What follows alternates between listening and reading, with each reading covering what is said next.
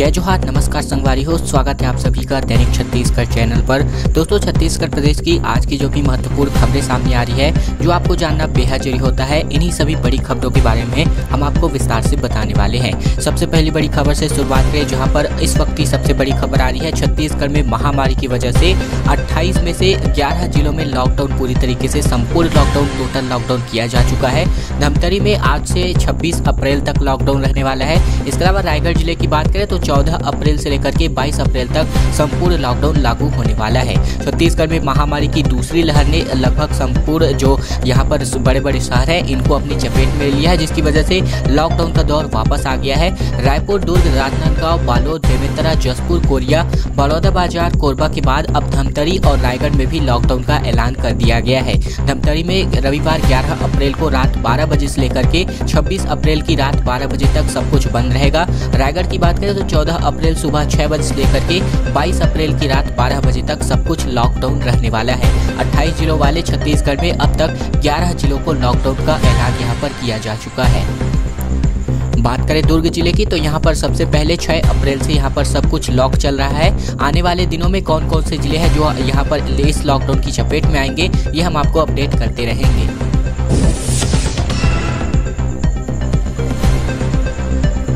छत्तीसगढ़ के गांवों में एक बार फिर से नो एंट्री होने वाली है, क्योंकि दूसरी जगह से आने वालों को अब 7 दिन के लिए गांव के बाहर रोकने की तैयारी पंचायत स्तर पर करने जा रही है। इसके अलावा पंचायत में एक बार फिर से क्वारंटीन सेंटर जो है सरकार द्वारा बनाए जाएंगे। दरअसल बात करें तो पंचायत एवं ग्रामीण विकास विभाग ने इसके लिए बाकायदा आदेश जारी किए हैं। गाँव के बाहर क्वारंटीन सेंटर बना करके लोगों को रखने के लिए कहा गया है। इसके अलावा छत्तीसगढ़ में महामारी की दूसरी लहर ने अब गाँवों की जनता को भी अपनी चपेट में लिया है।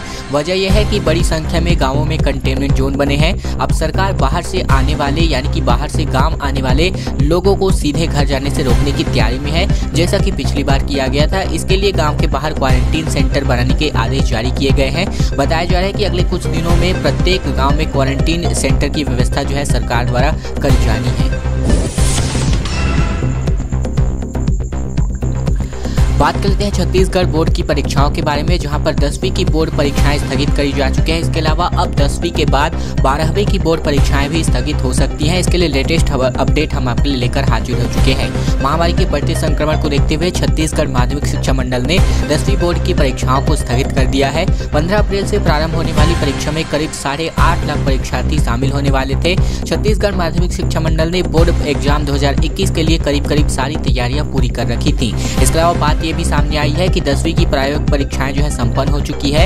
इसके अलावा 1 मई से बोर्ड की परीक्षाएं होनी थी। इसके अलावा 12वीं की बोर्ड परीक्षाएं में 3 मई से प्रस्तावित थी, जिस पर अभी फिलहाल कोई भी फैसला नहीं किया गया है। यदि हालात में सुधार नहीं होता है तो 12वीं की बोर्ड परीक्षाओं को भी टाला जा सकता है। इसके अलावा मुख्यमंत्री ने यहाँ पर आभार जताया है और छत्तीसगढ़ टीचर्स एसोसिएशन ने 10वीं बोर्ड की परीक्षा स्थगित करने के निर्णय का स्वागत करते हुए मुख्यमंत्री भूपेश बघेल का आभार व्यक्त किया गया है।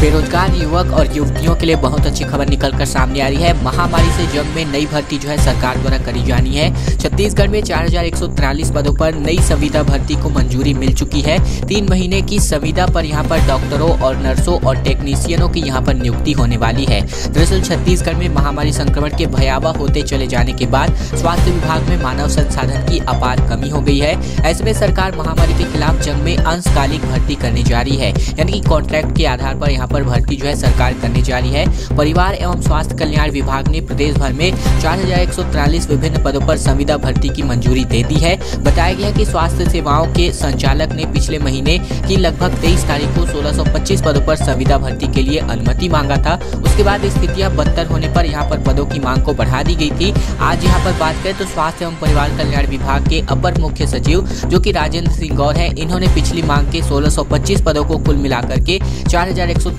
पदों पर संविदा भर्ती की अनुमति का आदेश यहां पर जारी कर दिया गया है। बात करते हैं महामारी के बीच जो है एक रेमडेसिविर इंजेक्शन होता है जिसकी अपार कमी यहाँ पर पूरे प्रदेश में चल रही है। महामारी में उपयोगी रेमडेसिविर इंजेक्शन का स्टॉक जो है लगभग 0 हो गया है। जरूरत यहाँ पर 10,000 की थी, लेकिन थोक बाजार में सिर्फ 3 दिन से ही सप्लाई नहीं हो पाई है। महामारी के बढ़ते संक्रमण के कारण महामारी में उपयोगी मानी जाने वाली रेमडेसिविर इंजेक्शन का राजधानी में ही नहीं बल्कि पूरे प्रदेश में बड़ा संकट खड़ा हो गया है। यहाँ रोजाना 10,000 डोज की जरूरत पड़ती है, लेकिन थोक बाजार में पिछले 3 दिनों से इंजेक्शन की सप्लाई ही नहीं हो रही है। इस वजह से अस्पतालों में स्टॉक खत्म हो जाने के कारण मरीज के जो परिजन है इंजेक्शन के लिए लगातार थोक दवा बाजार से लेकर के मेडिकल स्टोर में भटकते हुए दिखाई दे रहे हैं। एक मरीज को 6 डोज यानी कि इतने ही इंजेक्शन की जरूरत पड़ती है। ऐसे में अगर मैं ताजा स्थिति के अनुसार बात करूं तो प्रदेश में लगभग जो है 66,000 एक्टिव मरीज है और इन सभी के लिए रेमडेसिविर इंजेक्शन की जरूरत पड़ती है, जो कि अभी वर्तमान में इसका स्टॉक जो है 0 बताया जा रहा है।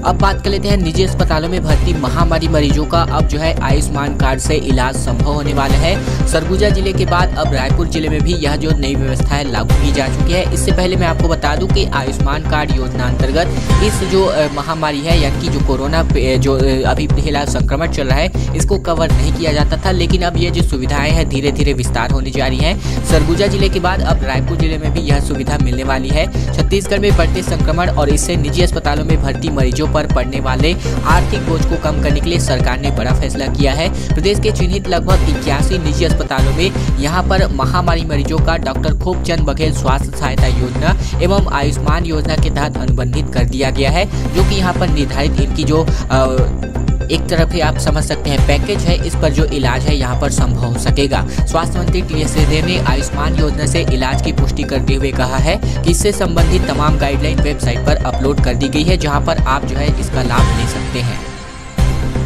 दोस्तों वक्त तो चले अगली बड़ी खबर को जानने का, उससे पहले हमारी एक छोटी सी प्रार्थना आप सभी से। वीडियो अगर आपको पसंद आया तो इस वीडियो के नीचे लाइक बटन है, दबा करके आपको इस वीडियो को लाइक कर देना है। लाल कलर के इस बटन को दबा करके चैनल को सब्सक्राइब कर लेना है, साथ ही साथ घंटी को दबा करके ऑल नोटिफिकेशन पर सिलेक्ट भी कर लेना है, ताकि आपको प्रतिदिन इसी प्रकार की जो छत्तीसगढ़ प्रदेश की ताजा खबरें हैं, समाचार है, वो आप तक सीधे पहुँचती रहेंगी। तो ये छोटा सा काम आपको जरूर से कर लेना है। सरकारी कर्मचारियों के लिए, अधिकारियों के लिए बहुत अच्छी खुशखबरी सामने आ रही है। 1 जुलाई से यहां पर महंगाई भत्ते की बाकी किस्त इनको मिलने वाली है। छत्तीसगढ़ समेत देश भर के केंद्रीय कर्मचारियों का महंगाई भत्ते का इंतजार अब लगभग खत्म होने जा रहा है। 1 जुलाई 2021 से उन्हें महंगाई भत्ते की बढ़ोतरी के साथ जो है सैलरी मिलने वाली है। बता दें कि महामारी की वजह से पेंशनर्स और केंद्रीय कर्मचारियों की 3 किस्तें रुकी हुई थी, जो कि उन्हें जुलाई में मिलने वाली है, जिनमें यहाँ पर लगभग जो है 1 जनवरी 2020, 1 जुलाई 2021 और 1 जनवरी 2021 की किस्त जो है शामिल बताई जा रही है। इसके अलावा वित्त मंत्रालय का कहना है कि 1 जुलाई 2021 से महंगाई भत्ते की तीनों किस्तें मिलने शुरू हो जाएंगी, लेकिन महंगाई भत्ते में जो भी बढ़ोतरी होगी वो 1 जुलाई से ही लागू होने वाली है।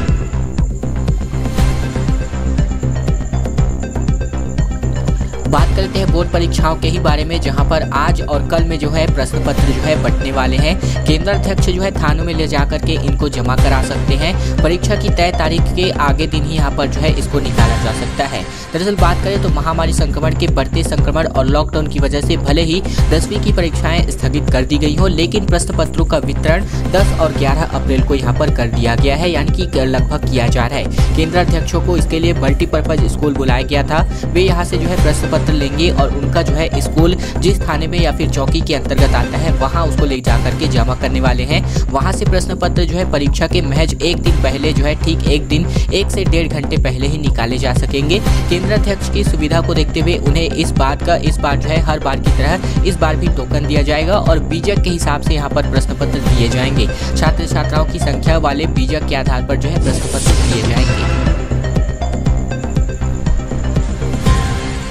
छत्तीसगढ़ में सियासी खेल जो है खत्म होने का नाम नहीं ले रहा है। रमन सिंह का कहना है कि महामारी में क्रिकेट पर मुख्यमंत्री को इन्होंने घेर लिया है।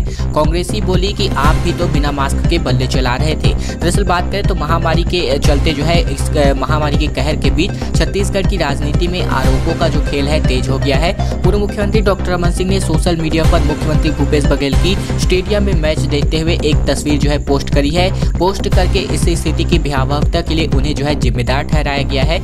जवाब में कांग्रेसी ने एक स्थानीय क्रिकेट प्रतियोगिता का उद्घाटन करते हुए डॉक्टर रमन सिंह की फोटो साझा करके उनको भी जिम्मेदार ठहराया है। यानी कि लगभग एक पक्ष से लेकर के पक्ष विपक्ष में लगातार ये जो आरोप प्रत्यारोप का सिलसिला है लगातार जारी है। लेकिन इस बीच एक बात सत्य है कि इस महामारी संकट के बीच यहाँ पर जो रायपुर में जो क्रिकेट का खेल का आयोजन किया गया था, इससे ना ही तो रोड सेफ्टी में कोई जागरूकता आई है और ना ही महामारी के बचाव में कोई यहाँ पर जो है सोशल डिस्टेंसिंग का पालन किया गया था। इसका जो परिणाम है वो यहाँ पर विगत तरीके से रायपुर वालों को भुगतना भी पड़ रहा है। बात करते हैं, एक तरफ रायपुर जहां पर लॉकडाउन है, वहीं दूसरी तरफ सख्ती के बाद भी लापरवाही जारी है। दोपहर में मछली पकड़ने के लिए यहां पर दर्जनों लोग शाम होते ही गलियों में यहां पर जो क्रिकेट है खेला गया। मछली पकड़ने के लिए दर्जनों लोग जो है एक ही स्थान पर जुटे हुए थे। दरअसल बात करें तो रायपुर में जो है लॉकडाउन किया गया है, धारा 144 लागू की गई है। ऐसे में इस बीच जो है रायपुर में शनिवार का दिन जो है साल 2021 में लॉकडाउन की सुबह के लिए आया।